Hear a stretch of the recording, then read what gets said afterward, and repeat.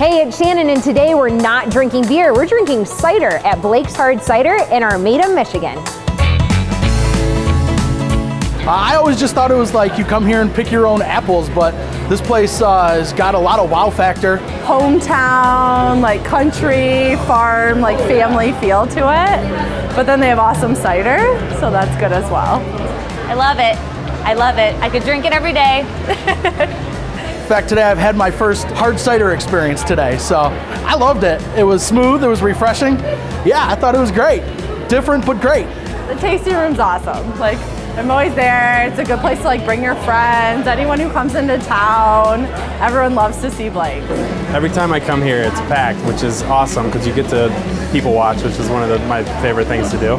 I think it's awesome out here. It's definitely worth the trip. Who doesn't love Blake's?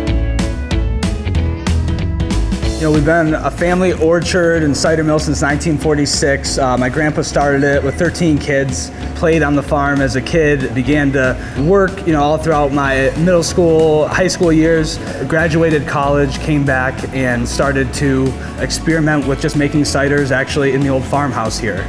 So it was very like grassroots how it started, didn't know what the hell we were doing as far as making hard cider. Through a lot of Googling, a lot of meeting of other cider makers throughout the country and throughout the state, really started to understand the process and the art of it. And what you find out is, it really comes down to the apple. And we're really lucky we grow over 45 different varieties of apples here.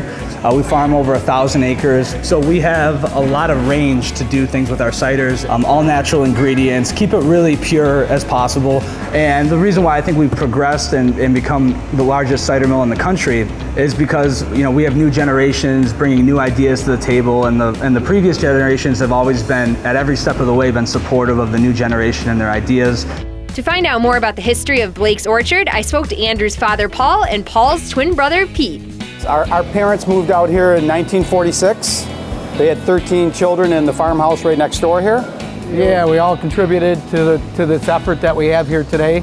Right now, currently, Paul and I are the primary members that work here full-time, along with a couple other family members, our nephews, and the next generation's coming on board. Right here, what you see today is our sweet cider. This is where the process starts. All the apples are hand-picked. Unlike cherries where you can shake the tree, apples are hand-picked. They go into 20 bushel boxes, bins we call them. We use high-lows to get them out of the orchard.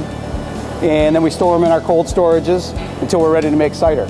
You'll see the apples being inspected and washed, ground up in a fine mesh. What's being squeezed out is our 100% fresh apple juice, apple cider. That is the finishing product of our fresh cider. That's the starting point for our hard apple cider. So this has got to be putting a lot of pressure to be squeezing all that juice out. Yeah, there's about 100 bushels of apples in that press, and which will yield close to 350 to 400 gallons of apple cider. The cider is then pumped into cooling tanks, where it's stored until needed for the hard cider production facility. Production manager Matt McAlpine filled me in on what happens next. So as you can see behind us, all the tanks, the big dimpled tanks, those are all of our bright tanks. We've got 18 3,000 gallon tanks as of right now. And once it gets pumped over here, it goes straight into one of the fermentation tanks where we let it sit and settle for 30 to 45 days. After that, we make our additions with our own cherries and peaches and everything we pick right off the farm. We put them in there in nice cheesecloth bags almost and let them soak and saturate, really get the flavors out of them. From there, we filter it, rack it off the solids, get all the settlement out of the bottom of the tank, and then it's ready for a bright tank. It's really a fairly simple process.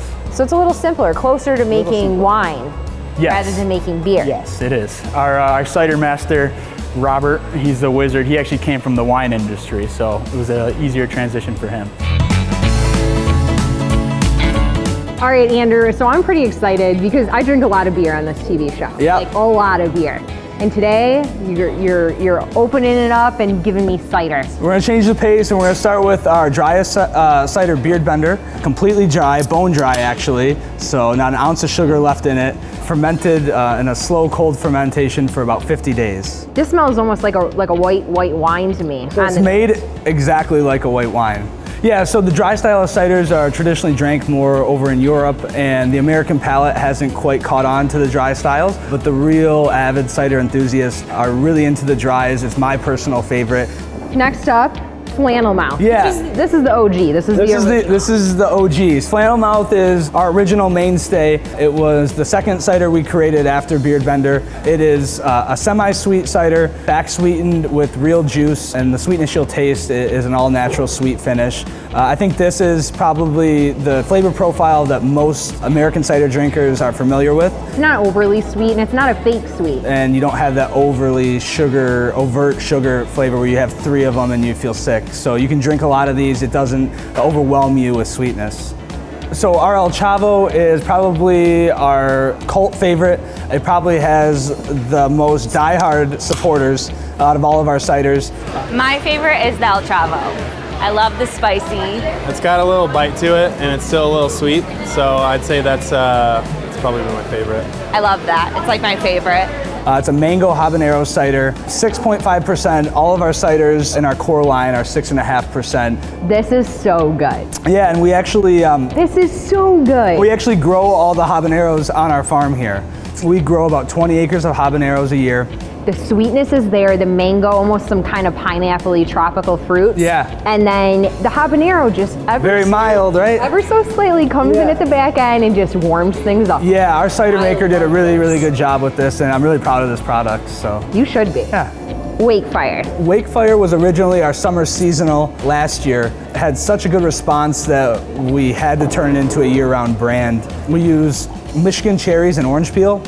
We source all the cherries from northern Michigan, the cherry capital of the world, and this is, one of our leading brands at the moment. This is interesting. It's not overwhelmingly cherry. There's subtle additions, and I think that is what people are drawn to when it comes to our products. So, Well, you're doing a great job. Thank you. Thanks for letting me taste some of your Cheers. ciders. Cheers. Just recently, the family launched Blake's Orchard Ales, craft beer made with fruit from the orchard. I didn't want to just drink and run, so I volunteered to help make some of Blake's delicious cider. We're going to give you a 101 lesson on making apple cider. Let's do it. If you're ready, I'm ready. Hold tight. You're going to hold it down. Watch out. Then we're going to, because it's going to want to splatter a little bit. Ah! Now you just make a nice Like applesauce. move up along the edges. Oh gosh, okay. Start in the back. Woo! All right. Oh, you're an expert already. Yeah. I've totally done this before. It looks like it. All right, I kind of want to try this. It looks delicious. Fill the back up a little Oh, more. roll back. There we go. Yeah, nice and slow. You just let it flow out. There you go. Yep. Oh, that was a little too We're going much. to catch that before it goes.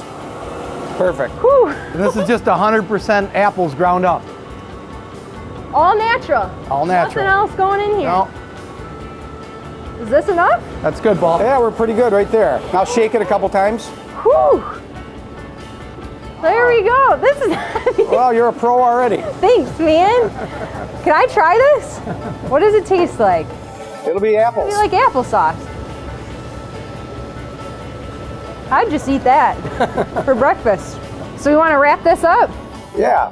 We're going to do peek it on that side. We'll do one side at a time. Yep, I'll go first. Okay. Now your side over there. Okay, right here, this one. Just wrapping up a little, Yep. like a baby of apples. I like it. We'll grab that. I'll grab this off and put another board on there. Whoops. It's already dripping out. Yeah. Too cool. And there you go. We're ready to set up the next one. Very cool. Well, thanks, guys. I appreciate you teaching me how you make apple cider. Hey guys, thanks so much for having me out to Blake's today. And let's not forget, hard ciders for easy living. Cheers!